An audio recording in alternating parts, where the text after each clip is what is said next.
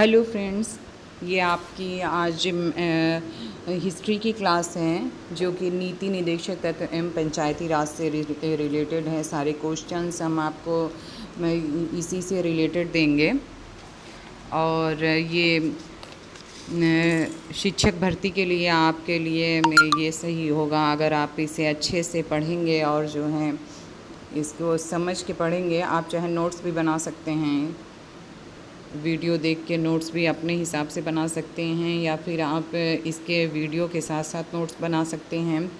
और नीति निर्देशक तत्व एवं पंचायती राज से रिलेटेड है ये सारी चीज़ें जो मटेरियल हम आपको प्रोवाइड करा रहे हैं। और ये वन लाइनर क्वेश्चंस हैं, इसे समझ के पढ़िएगा। मैं इसको पढ़ रही हूँ, आप समझिएगा और मैं इसको आपके चलिए फिर स्टार्ट करते हैं। भारतीय संविधान के भाग 2 में नागरिकता का उल्लेख किया गया है। भारतीय नागरिकता अधिनियम 1955 द्वारा भारतीय नागरिकता प्राप्त की जा सकती है। कैसे की जा सकती है? तो जन्म द्वारा, रक्त संबंध या वंश परंपरा द्वारा, राष्ट्रीयकरण द्वारा, देशीकरण द्वारा एवं किसी भूभाग के सम्मिलन द्वारा। किसी व्यक्ति को भारतीय नागरिकता हेतु आवेदन करने से पूर्व कम से कम 5 वर्ष की अवधि तक भारत में निवास करना आवश्यक है। ठीक है, ये हुआ आपका। उसके बाद है नागरिकता अधिनियम 1955। नागरिकता अधिनियम 1955 द्वारा प्रदत्त शक्ति के अधीन केंद्रीय सरकार को इस प्रश्न का निर्धारण करने का एकमात्र निर्णयाधिकार है कि एक व्यक्ति जो भारत के नागरिक है था, विदेशी राज्य की नागरिकता अर्जित करने के बाद भारतीय नागरिकता खो देता है।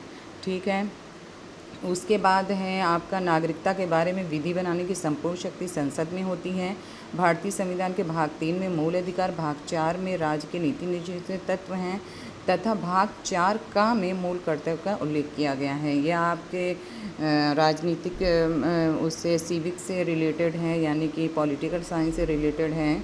तो ये आपके अध्यापक शिक्षक भर्ती की जो आपकी आ रही जूनियर एडेड में भी आपको ये फ़ायदा करेगी। और CTET, TET, TGT, PGT, LT वगैरह की तैयारी में जो आपके पॉलिटिकल साइंस से होंगे, टीजीटी वगैरह वाले, उन सब के लिए भी ये है। तो आप इसके आगे देखिए, वर्तमान में मूल अधिकारों की संख्या कितनी है? 6 है। पहले 7 थी जो कि वो संपत्ति का अधिकार था, तो उसको हटा दिया गया है, तो 6 बची हैं।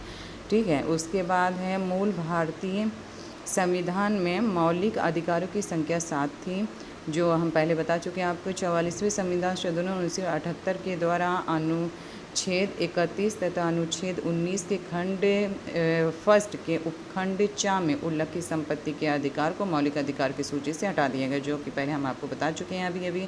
संपत्ति के अधिकार को अनुच्छेद 300 का के अंतर्गत कानूनी अधिकार बनाया गया है। भारतीय संविधान के अनुच्छेद 12 से 35 तक में मौलिक अधिकारों का वर्णन किया गया है। ठीक है, इसको आप समझ लीजिए। कानून का नियम का अर्थ है कानून की दृष्टि में सभी व्यक्ति समान है। ठीक है, अनुच्छेद 14 से अनुच्छेद 18 तक के अधिकार समानता के अधिकार में शामिल हैं। भारतीय संविधान के अनुच्छेद 14 का स्रोत विधि के समझ समानता ब्रिटिश संविधान से तथा विधियों का समान संरक्षण अमेरिकी संविधान से प्राप्त होता है। संविधान के अनुच्छेद 16 में सार्वजनिक रोजगार से संबंधित मामलों में भारत के सभी नागरिकों के लिए अवसर की समानता की गारंटी दी गई है। ठीक है, अनुच्छेद 19 से अनुच्छेद 22 तक 4 अनुच्छेदों द्वारा स्वतंत्रता का अधिकार प्रदान किया गया। हमारे संविधान के अनुच्छेद 19 से फर्स्ट का में प्रेस की स्वतंत्रता का वर्णन है।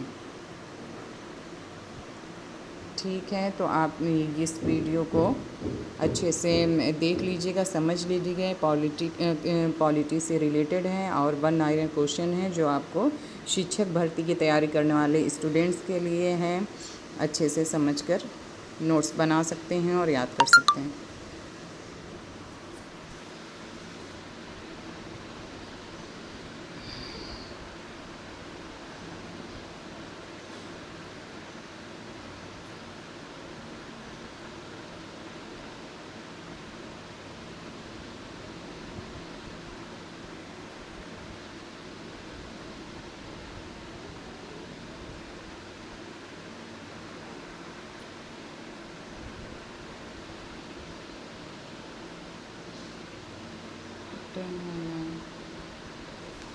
डन हो गया ना?